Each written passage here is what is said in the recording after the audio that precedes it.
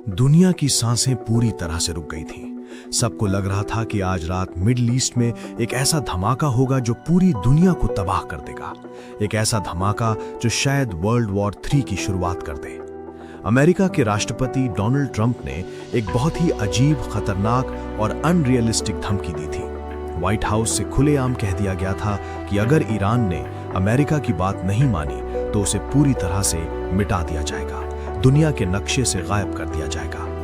8 अप्रैल की रात 8 बजे का टाइम दिया गया था। दुनिया भर के न्यूज चैनल उल्टी गिनती गिन रहे थे। वॉल स्ट्रीट से लेकर टोक्यो तक शेयर मार्केट ताश के पत्तों की तरह ढह रहे थे। ग्लोबल इकोनॉमी में एक भयंकर पैनिक था और सबको डर था कि बस अब किसी भी पल आसमान से आग बरसेगी। लेकिन फिर कुछ ऐसा हुआ जिसने दुनिया के बड़े बड़े डिफेंस और जियोपॉलिटिकल एक्सपर्ट्स को पूरी तरह से चौंका दिया। टाइम खत्म होने से सिर्फ 90 मिनट पहले दुनिया की सबसे बड़ी सुपर पावर अमेरिका को ईरान के सामने अपने कदम पीछे खींचने पड़े। जी हाँ, जिस ईरान को ट्रंप मिटाने की बड़ी बड़ी धमकियां दे रहे थे, उसी ईरान की ताकत, निडरता और समझदारी के आगे अमेरिका ने एक कदम पीछे ले लिया। अमेरिका और ईरान के बीच पाकिस्तान की मध्यस्थता से 2 हफ्ते के लिए सीज फायर हो गया है। लेकिन दोस्तों, अगर आपको लग रहा है कि खतरा टल गया है तो आप बहुत बड़ी गलतफहमी में हैं। आज की इस इन्वेस्टिगेशन में हम आपको वो बताएंगे जो मेन स्ट्रीम टीवी चैनल्स आपसे छिपा रहे हैं। पर्दे के पीछे कुछ ऐसी खुफिया घटनाएं हो रही हैं, कुछ ऐसे हमले हो रहे हैं जो इस सीज फायर को किसी भी पल राख के ढेर में बदल सकते हैं। आज हम इस पूरी शतरंज की बिसात को गहराई से डिकोड करेंगे। इस पूरे बवाल को समझने के लिए हमें थोड़ा पीछे जाना होगा। पिछले कुछ हफ्तों से इजराइल लेबनान पर एक के बाद एक भयानक हमले कर रहा था। 8 अप्रैल को ही इजराइल ने लेबनान के सायदा और सूर इलाके में जो हवाई हमले किए, उसमें कई मासूमों की जान गई। इजराइल की इस गुंडागर्दी को अमेरिका का पूरा सपोर्ट था, लेकिन ईरान, जो इस पूरे रीजन में एक्सिस ऑफ रेजिस्टेंस का लीडर है, वो चुप नहीं बैठने वाला था। ईरान ने बिना कोई मिसाइल दागे अमेरिका की दुखती रग पर हाथ रख दिया। ईरान ने अपना मास्टर स्ट्रोक चलते हुए दुनिया के सबसे जरूरी समुद्री रास्ते स्ट्रेट ऑफ हॉर्मुज को पूरी तरह से ब्लॉक करने की चेतावनी दे दी। स्ट्रेट ऑफ हॉर्मुज कोई आम समुद्री रास्ता नहीं है। यहाँ से दुनिया का लगभग 20 से 30% तेल गुजरता है। हर दिन करीब 21 मिलियन बैरल तेल इस रास्ते से होकर निकलता है। अगर ये रास्ता सिर्फ 1 हफ्ते के लिए भी बंद हो जाए तो पूरी दुनिया में पेट्रोल और डीजल के दाम आसमान छूने लगेंगे और अमेरिका जैसी इकोनॉमी में भयंकर मंदी आ जाएगी। इसी टेंशन और बौखलाहट में डोनाल्ड ट्रंप ने वो 15 शर्तों वाला प्रस्ताव रखा जो किसी शांति समझौते से ज्यादा एक सरेंडर डॉक्यूमेंट लग रहा था। ट्रंप की शर्तें थीं कि ईरान अपने परमाणु प्रोग्राम को हमेशा के लिए बंद करे, अपने 450 किलो यूरेनियम को इंटरनेशनल एजेंसी को सौंप दे, नतांज और फोर्डो जैसी अपनी टॉप न्यूक्लियर साइट्स को खुद तोड़ दे और हिजबुल्लाह जैसे ग्रुप्स को फंडिंग देना तुरंत बंद करे। ट्रंप का एटीट्यूड ऐसा था जैसे ईरान कोई हारा हुआ देश हो। लेकिन ईरान ने जो हिम्मत दिखाई, उसने डिप्लोमेसी के सारे कंडीशंस बदल दिए। ईरान ने ट्रंप के उस 15 शर्तों वाले प्रस्ताव को रद्दी में फेंक दिया और अपनी तरफ से 10 बहुत ही दमदार शर्तें दुनिया के सामने रख दी। ईरान की शर्तें बहुत स्पष्ट थीं। पहली शर्त थी कि अमेरिका और इजराइल ईरान पर कोई हमला नहीं करेंगे। ईरान ने साफ कहा कि हॉर्मुज पर सिर्फ ईरान का कंट्रोल रहेगा, ईरान को यूरेनियम एनरिच करने का पूरा अधिकार होगा और सबसे बड़ी बात यह थी कि अमेरिका ईरान पर लगे सभी प्रतिबंध तुरंत हटाएगा और मिडिल ईस्ट से अपनी सेना वापस बुलाएगा। जब ट्रंप को अपनी खुफिया एजेंसियों और पेंटागन से रिपोर्ट मिली कि ईरान युद्ध के लिए पूरी तरह से तैयार है और हॉर्मुज की बंद होने से अमेरिका में होने वाले चुनावों में ट्रंप की हार पक्की हो सकती है, तो वॉशिंगटन में पैनिक फैल गया। यहीं पर पाकिस्तान की एंट्री होती है। पाकिस्तान के प्रधानमंत्री शहबाज शरीफ और सेना प्रमुख जनरल आसिम मुनीर ने एक बैक चैनल कम्युनिकेशन स्थापित किया। व्हाइट हाउस ने इसे अपनी इज्जत बचाने का एक बहाना बना लिया। ट्रंप ने सोशल मीडिया पर ऐलान किया कि पाकिस्तान के निवेदन पर और हॉर्मुज को खुला रखने की ईरान की सहमति के बाद वो 2 हफ्ते के लिए हमले रोक रहे हैं। लेकिन दुनिया जानती थी कि ये अमेरिका की डिप्लोमेटिक हार थी। ईरान के फॉरेन मिनिस्टर सैयद अब्बास अरक्ची और IRGC ने तुरंत बयान जारी किया कि हॉर्मुज खुलेगा, लेकिन सिर्फ ईरानी शर्तों और ईरानी सेना की कड़ी निगरानी में। अब आते हैं उस असल मुद्दे पर जो आज की तारीख में हो रहा है और जिसके बारे में बहुत कम लोग जानते हैं। सीज फायर सिर्फ कागजों पर है, क्योंकि जमीन पर एक प्रॉक्सी वॉर शुरू हो चुका है।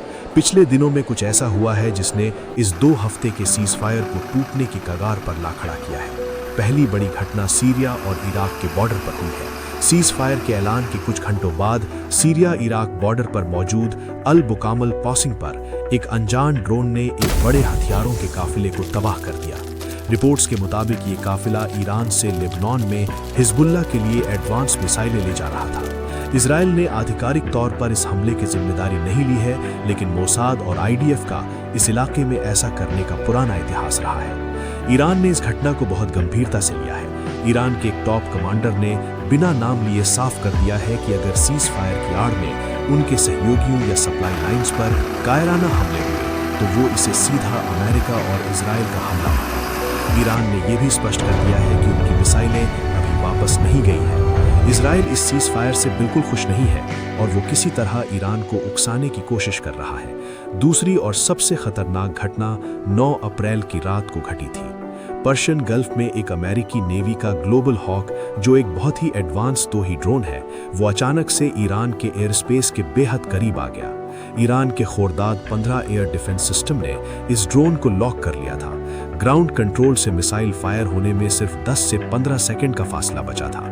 अमेरिका ने तुरंत इसे एक तकनीकी खराबी बताते हुए ड्रोन का रास्ता बदल लिया, लेकिन डिफेंस एक्सपर्ट्स का मानना है कि अमेरिका ईरान के रडार सिस्टम्स और उनके रिएक्शन टाइम को टेस्ट कर रहा है। ईरान के विदेश मंत्रालय ने एक सख्त स्टेटमेंट जारी करते हुए कहा है कि उनके एयर स्पेस का कोई भी वायलेशन अमेरिका के लिए नुकसानदायक साबित होगा। तीसरी घटना अमेरिका के अंदर की है, जहां वॉशिंगटन में एक तरह के राजनीतिक तख्तापलट की तैयारी हो रही है।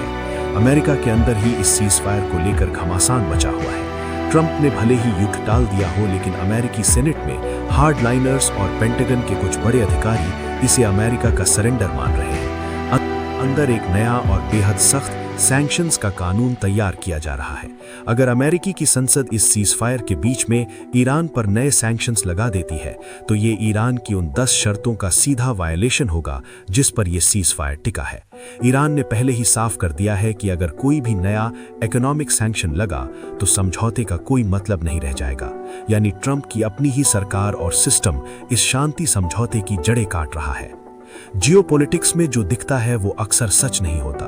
अमेरिका और ईरान के बीच ये सीज फायर कोई लास्टिंग पीस नहीं है, बल्कि ये दोनों देशों के लिए अपनी अपनी सेनाओं को फिर से तैयार करने का एक टाइम आउट है।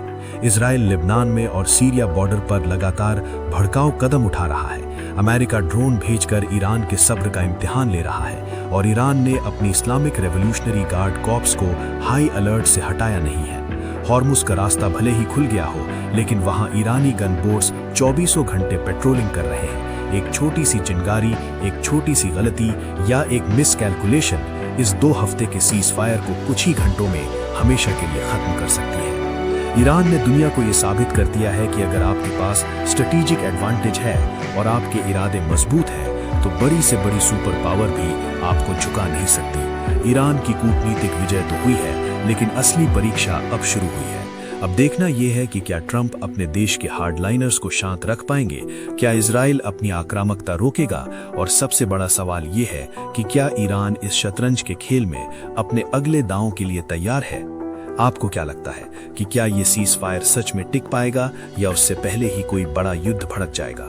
अपनी राय हमें कमेंट सेक्शन में जरूर बताएं, क्योंकि आपकी राय इन मुद्दों को गहराई से समझने में मदद करती है। अगर आपको रियल इवेंट्स पर आधारित ये डिटेल्ड इन्वेस्टिगेशन पसंद आई हो तो इस वीडियो को लाइक करें और अपने दोस्तों के साथ शेयर करें। मिडल ईस्ट से जुड़ी हर अंदरूनी खबर और एनिमेटेड डॉक्यूमेंट्रीज के लिए हमारे चैनल फ्रेम डॉक्स को सब्सक्राइब करना ना भूलें। हम आगे भी इस खबर पर नजर बनाए रखेंगे। तब तक के लिए अपना ख्याल रखें। जय हिंद।